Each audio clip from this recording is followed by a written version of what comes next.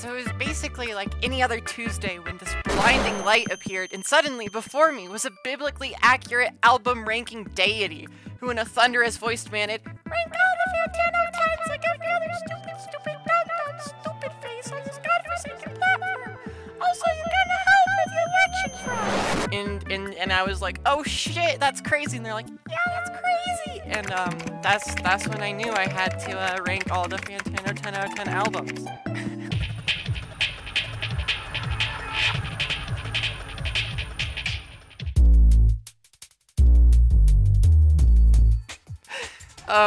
Hello everyone, it's me again, back with some more epic gaming videos, and yeah, basically we're doing what the title says.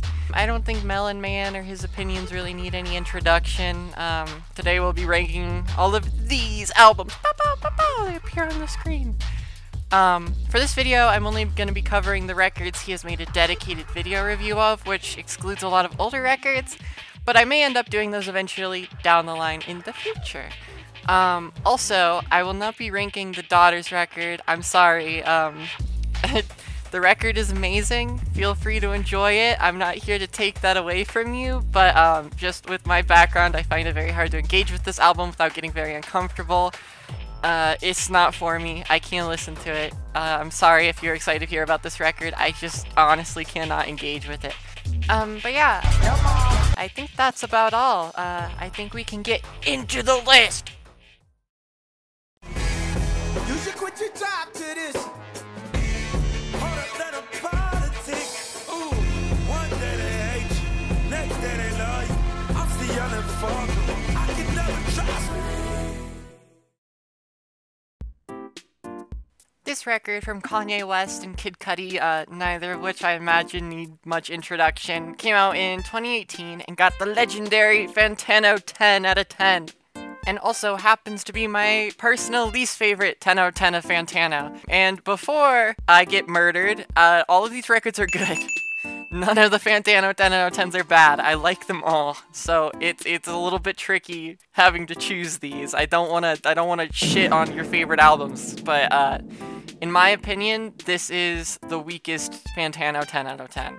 I feel like if you're more of a Cudi fan than me, you'll probably fuck with this record a shit ton, but where I'm currently at, it's just kind of alright to me. I absolutely love Fourth Dimension and Free. Like, Jesus Christ, Fourth Dimension goes so hard, and the way the main sample is used, and like the groove, it's like, ah! It just completely blows me away. Amazing, amazing, amazing, amazing. Love it. What a fucking banger. Then Free is just an earworm. I love it. It crawls into my brain in the middle of the night, and I love how they scream, "Free!" and it just echoes out, booming into the ecosphere. But, besides those two tracks, most of the record is just kind of okay to me, which leaves me kind of thinking I need to spend some time getting more into Kid Cudi, because the highest rated track across the board on this record is Reborn, and, like, I think it's catchy, and there's nothing about it that I actively dislike, but nothing really hits me either. Like, it just kind of feels okay. But clearly I'm missing something, because people love this track. And a lot of what I say about Reborn can be applied to the other tracks on this record. Like, I just don't really feel that much to the opener. It doesn't hit me like I imagine it does a lot of people. And while I think all of the tracks are good, when in comparison to the rest of Fantano's 10 out of 10 albums, I just don't think it holds up. To me, it sometimes comes off as a bit of a compromise of the strengths of both artists to my ear, but again, that's just my opinion. If you love this record, that's awesome. You the best. I think it's good. Me and the dog, we die together.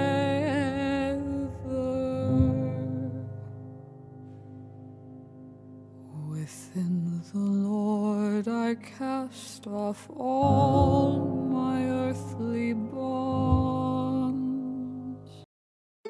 Yeah, fuck. It kind of hurts me to put this low on the list. I think it speaks as a testament to how amazing the other albums are. But yeah, this is just crazy to me because for all those who don't know, my favorite record of all time, bar none, my most 100 of 100s, my most 10 out of 10s personally, is Caligula by Lingua Ignota. It was profoundly meaningful to me and beautiful and harrowing and terrifying and emotional. And I can say without a doubt that Kristen Hayter brings that same energy. Like, this is such a fucking work of art. It's so good. It's so beautiful. I just hate it, though. I just can't listen to it. While Caligula is still, like, insanely harrowing, it feels much more like a reclamation of power. And I'm sure I definitely see this in a similar vein. But for me personally, Sinner Get Ready just doesn't hit the same way.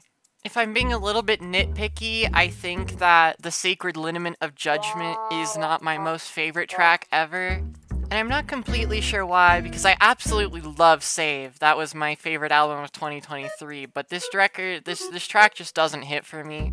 And besides that, the main reason that this just barely isn't like the most amazing album ever is how painful it is for me to listen to it, which, you know, you don't have to think I'm valid in that. I understand it's amazing. I'm sorry, I know that it's supposed to be like horrifying and sad and draining, but sometimes it just kind of hits too personal of a note for me. And I know this is like my problem and no one else's problem, but this is my video, so eat shit and die, pussy. Yeah, basically this record's fucking amazing, but it kind of makes me think about things that are sad, and it drains a lot out of me, and it's not one that I really like to listen to.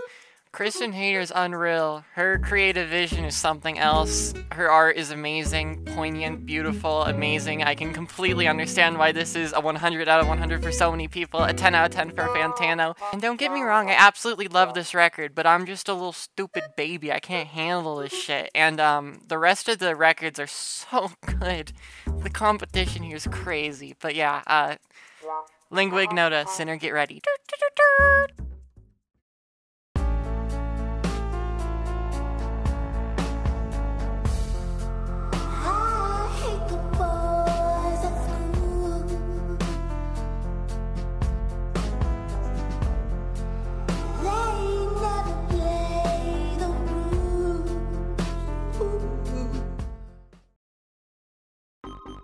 This has to be the most slept on Fantano 10 out of 10 that exists, but oh my god, this record's fucking amazing.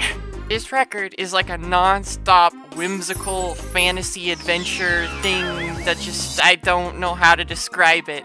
There are a handful of highlights on this record for me personally, the first of which being Turning Wheel. Oh my god, it pulls at my heart. The part where she goes, "You want to set out for the city's turning wheel." I'm like, oh my god! Mind-blowing. Amazing track. And Boys at School is this 7-minute long journey through the world that this album creates, and it's catchy and it hits hard and it's amazing and ethereal and beautiful, and I love it so much. And lastly, Revolution, which just kind of encapsulates the whole album perfectly, and I feel like could have made an even better closer than Sweet Talk was for me. Like, it's so gorgeous, and it has like the themes and messages of this album beautifully represented in these gorgeous metaphors and soundscapes that I love it. I love the choices. The creative choices on this record are amazing. Like, who the fuck would do this? Who the fuck makes this kind of shit? I guess Spelling does, but that shit, it's weird, it's crazy, it's amazing, I love it. And like, trying to find issues with this record, like, the reason it doesn't push above where it is for me is maybe I find the first half, like, just a tad weaker than the latter. And I think that Sweet Talk isn't the best closer in my personal opinion. But it might grow on me, I might need to give it some more time. I also think that this record doesn't leave me quite as impacted as some of the records that will be following it up in this list, but that's no shame to this record. It's amazing. You should listen to it if you haven't already, and if you have, you should go listen to it again. It's amazing. I love this record.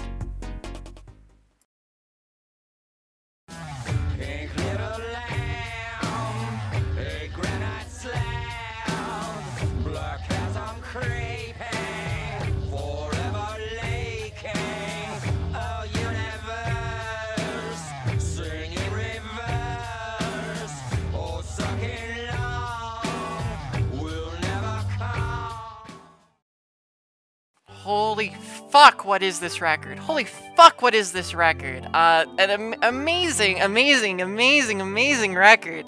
I am notoriously harsh on Swans. A lot of their stuff doesn't hit for me as much as it does for other people, but yeah, I'm with you guys on this one. To Be Kind is amazing. I feel like the only word to describe this album is religious. I don't know what else to say. It's insane. It's batshit insane, but it gets you in this headspace where you're just like ascending into the fucking heavens. It's like uncomparable to anything else you will ever experience. It opens up with Screenshot, which is just like, oh my god, it's so good. 8-minute long track, it just goes by like nothing. It's crazy, it's captivating, it's thematically potent, the sounds are like ominous and present, and it's such a strong opener. Just a Little Boy, amazing. A Little God in My Hands, by far my favorite track on the entire project. Like, if I could give a song an 11 out of 10, I would give it to that. That is one of my favorite tracks of all time. Like, it just has this groove, but like this overwhelming eeriness to it. It's unfathomable, yet it goes so fucking hard. It's so good. And then after that comes Bring the Sun, which is amazing, undeniably so, but also maybe one of my least favorite tracks on this record. I don't know, it's kind of hard to say, because I've had the most amazing experience with this track some of the times. Like, it's hypnotic, it brings you in this trance, it's definitely religious, it's powerful, it's potent, but like, I have a hard time getting the intended effect sometimes, and that's probably a me thing. I'm probably just too fucking broken brain. But yeah, this might be my least favorite track on the record, but I don't even feel like it's fair to say that because I think it's essential. Some Things We Do is like primal, and the fact that it ends on we love, like it's Then disc 2 of this album, I don't think there's any misses from the build of She Loves Us, the 17-minute epic that just is cacophonous and terrifying, and it's like, ah! And all the way to Oxygen, which is like fast the whole way through, aggressive, crazy, off the fucking rails song, so fucking good. And To Be Kind, which just ends perfectly. Like, they really give you what you want at the end. Like, it feels indulgent, but like amazing. It's this grand build, and then this cacophony, and then one last bang, and then it just fades out, and then it's like, oh my god, what did I just listen to? Amazing. Fucking amazing. I love this record. And yet there are 2 more that I love more than this. Yeah, that's crazy. This record's amazing. Probably my favorite Swans record of all time. It's grown on me with time. At first it was like, this is good, but now I'm like, I love it. The certified Many Tiny Boxes must listen. Great album. It's worth experiencing at least once. Hit me! When the 4 corners of this cocoon collide, you'll slip through the cracks, hoping that you'll survive. Gather your weight, take a deep look inside. Are you really who they idolize? To pimp a butterfly. Holy shit, this record's good. Holy fuck, this record's good. It's so close to a perfect record for me. I don't have to explain this. Everybody knows it. This is the #1 rated album of all time. It has an average user score of 95 on Album of the Year, which is fucking unheard of, by the way. That means that, like, every person who rates this is like, yeah, it's like basically a 100. Yeah, I don't know. It's amazing. It's amazing. It's amazing. And you all know that. The themes of this record are so potent. The concept is so crystal clear. Like, it is so well made. This feels like one of the most ambitious things ever created, one of the most ambitious works of art that humanity has come to create, and it's executed flawlessly on all levels. To Pimp a Butterfly opens up with, like, the greatest opener in the history of openers. Wesley's Theory, if I could give this shit an 11, I would. I love this track. This is probably my favorite thing on the entire record, and it's the first fucking song. Thundercat on this with the bass, and then the sample, and how it just stops, and then the groove hits, and it goes, and the lyrics, and, like, it's so good. The music is so good. The lyricism is so good. The concept is so good. It's executed perfectly. The production, everything. I don't even, like, The first half of this record is just littered with bangers.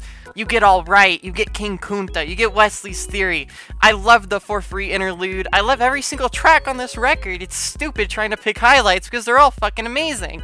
Then in the second half of this record, I feel like Kendrick really pounds down, like, the concept of this album, making sure that, like, anyone who listens to this leaves, like, a changed person. Like, this album resonates so deeply and feels so powerful and potent. I don't know how to explain it. The Blacker the Berry is also, like, the greatest song ever. Kendrick is pissed the fuck off on it. It's just the greatest verses ever. So potent. And then I is like, oh, it's so good. This last burst of energy and Immortal Man, which is this 12-minute masterpiece that just has this beautiful, amazing end where Kendrick is interviewing Tupac, and you could literally get a fucking PhD in To Pimp a Butterfly because there's so much to dig into here. You could look into it forever. There's everywhere you look, there's more and more to give. It just does not fail on any fronts. And I don't know, like, I don't have anything to complain about. And if you're wondering why it's not number one, well then wait till number one. I'll explain myself, I promise. This record's amazing. It's amazing. It's amazing. It's so good.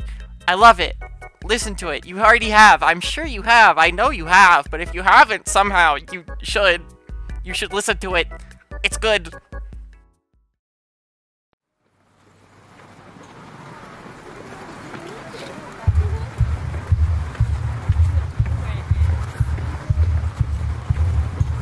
Hey, no ins and outs. You come out, your shit is gone. Bitch.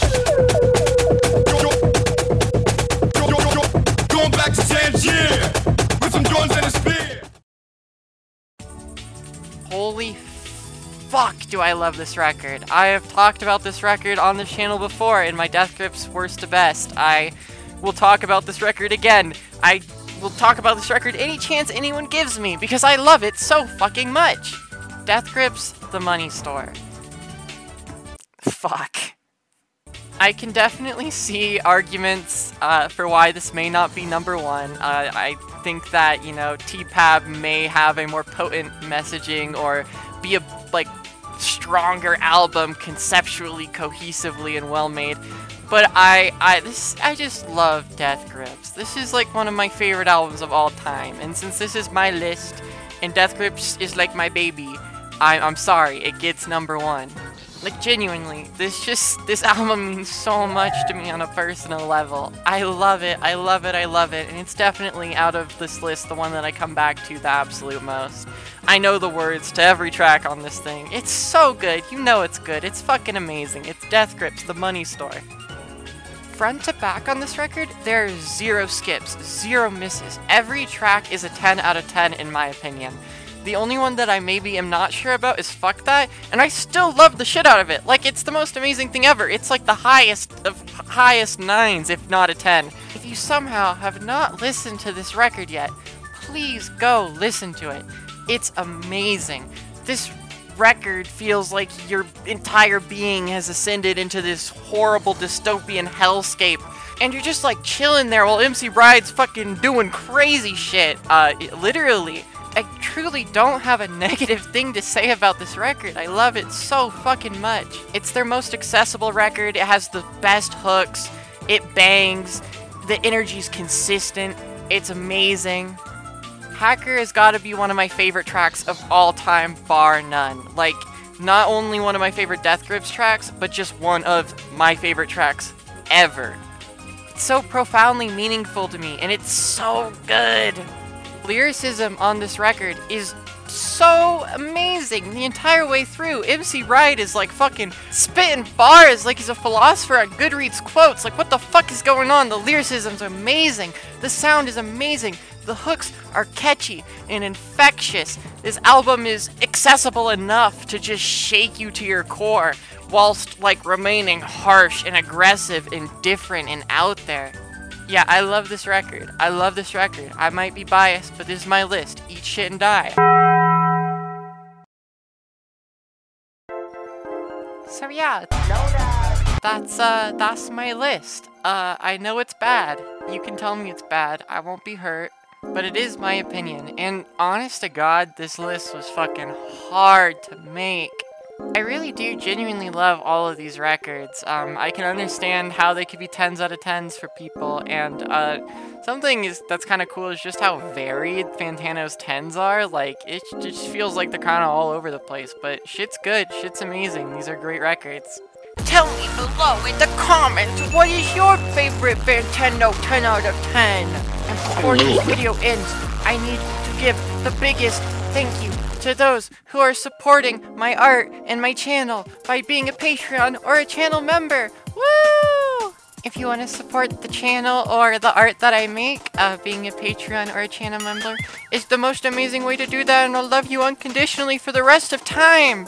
Plus, if I do reaction streams, you can send me stuff for free, and I'll like pin your comments and shit or whatever. I don't give a fuck. Just tell me what to do. I'll do anything. Just give me your fucking money. Yeah, but genuinely, it means the world. I'm joking, but I do appreciate anyone who is willing to support what I do. It means the world. Now, bear with me as I try to pronounce names correctly. This isn't gonna go well. So for channel members, we got Dingodial, PsyKwol, and then we got some repeat people. We have Anna and Ethan, who are also Patreons. Boom!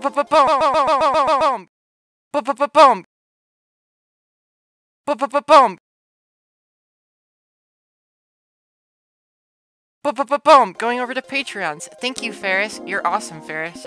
Thank you, Sap Slur. Thank you, Wispy or Wispy. Thank you, Mwansta. Thank you, Kira. Thank you, Anna again. Thank you, Ethan, once more. All of you guys are the bestest ever, and I love you for always of eternity. And that's the true meaning of Christmas. Thank you for watching. Bye-bye.